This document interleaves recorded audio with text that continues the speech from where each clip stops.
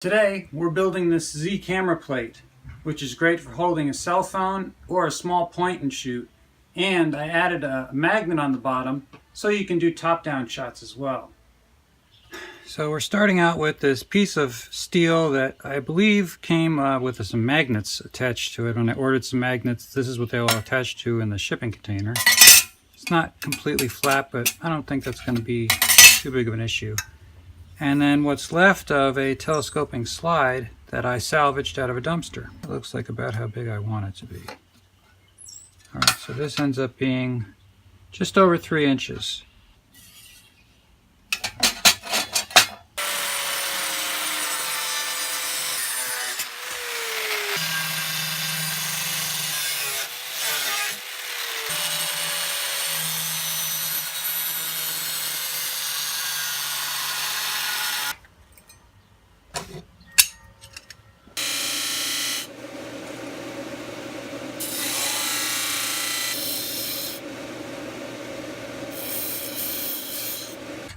Alright, so I've cut these down to size and ran them over the wire wheel a little bit to take off some of the rust.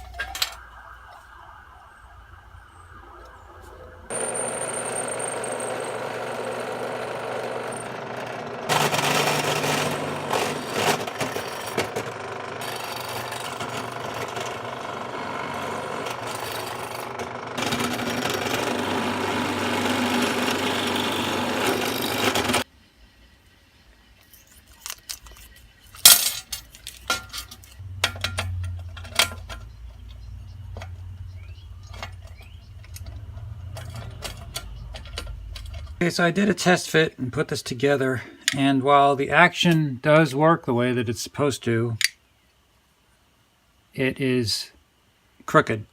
Plates do not match up, and that is because of these arms, which I didn't think that because they would be, they weren't perfectly straight. I thought that everything would line up, but I was wrong. We need something that's definitely straight and maybe a little bit sturdier. I mean, this flexes a little bit, but it's pretty sturdy. But basically, we need to start out with something that's straight.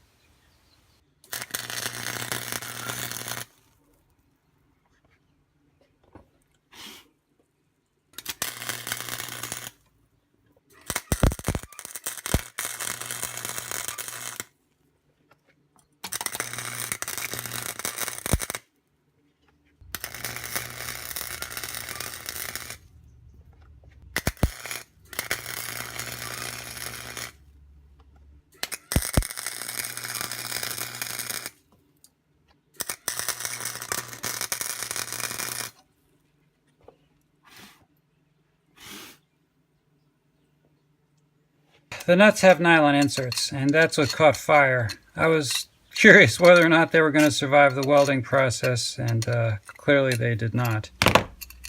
But it looks like the nuts are indeed welded in there, even if the nylon inserts bit the dust.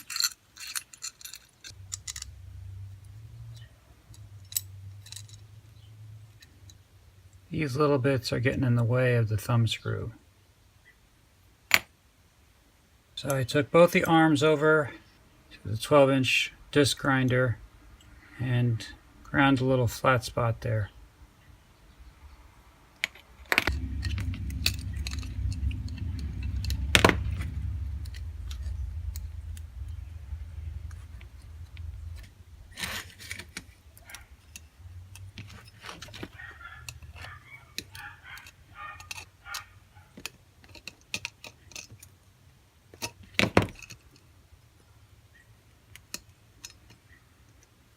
It does work.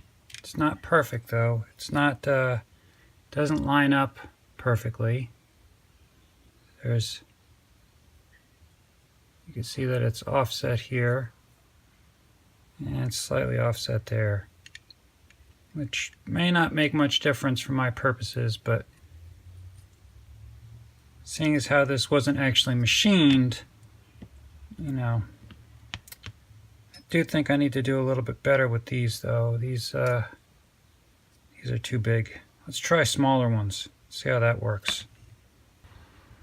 Okay, so I switched out the big washer for a washer and a spring lock washer, and it seems to be working pretty good.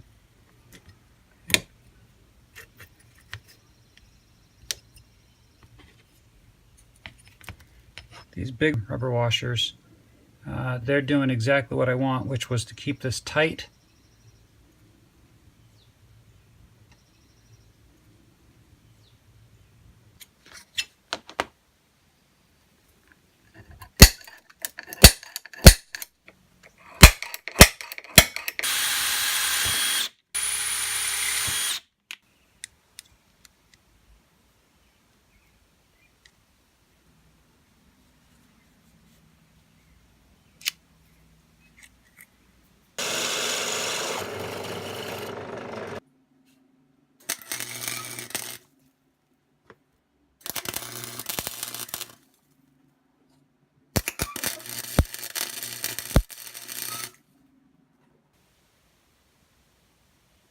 Not pretty, but it's on there.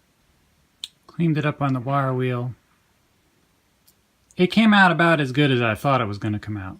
The point is that it's on there and I can attach this to a tripod.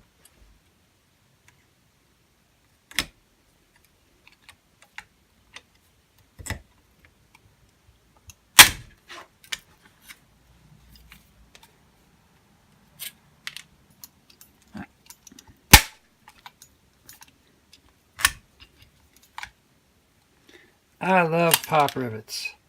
Sometimes I forget I have them, but I love using them. They make attaching things so easy. This is all that's left. I wonder if I've got a spring clip that's this diameter. This is what I found. It looks like it's the right diameter, but we won't know until we get it on there. Plus, it's a little finicky, you know. Doesn't actually go on threads. It's supposed to go in a slot, so we'll see.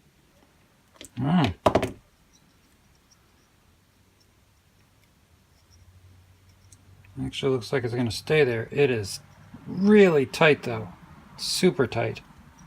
So I made this to go in here, but when I made it, it came out crooked. So probably can't tell from looking at it, but there's a slant to this. It is not straight. So it's slanting like that way. Although that may not make much difference with this particular thing. It's the first Z camera plate prototype made of metal. It's definitely not perfect, but it's functional, so I think. Let's try to get my iPhone in there and put it up if I was going to do a top-down shot from up here. Alright, so it indeed does work. That is a top-down shot, and it is on a magnetic plate that I have, which I keep my, that's for my mallet, but it is now also for top-down camera shots, and you can really tell that it's crooked. Well, it doesn't really matter, but you could tell up here. You could tell here how badly it's off.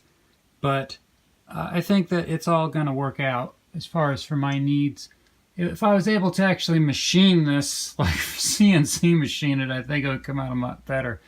But I think if I get some straighter arms, it might take care of my problem. And here it is mounted to the tripod.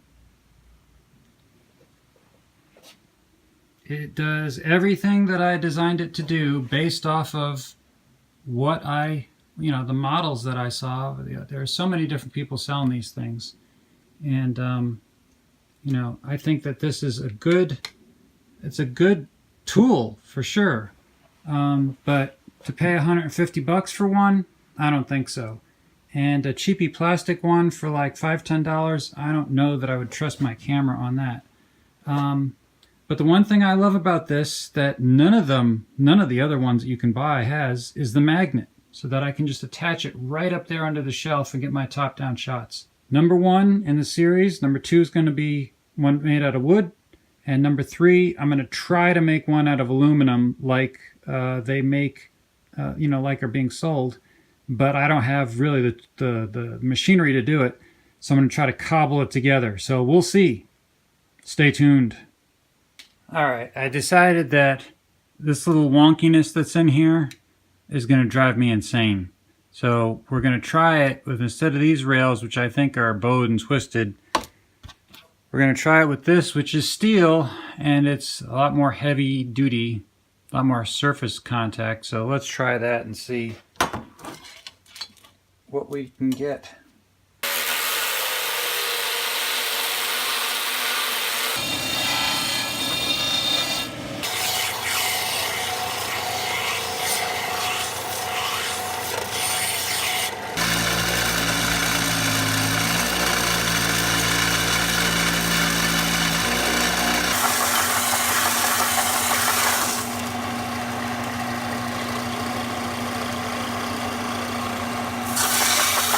So I got rid of these, which I know they're not perfectly straight, but I thought this is where the twist was coming in.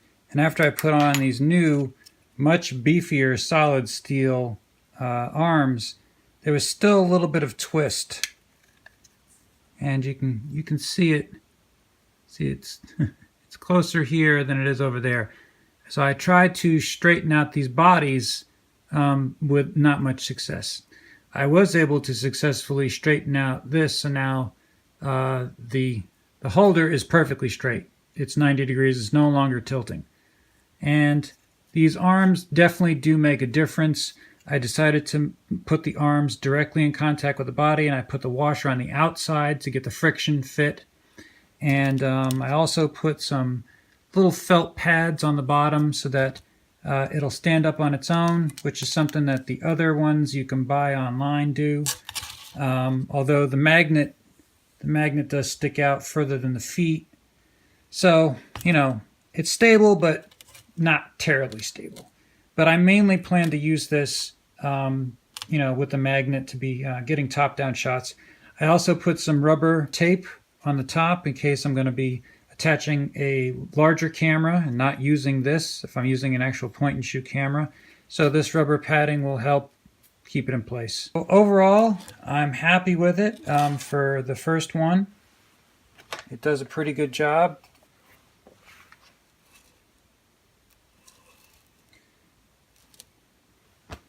Something else that can be done, you can attach that and then get a very close-up top-down shot.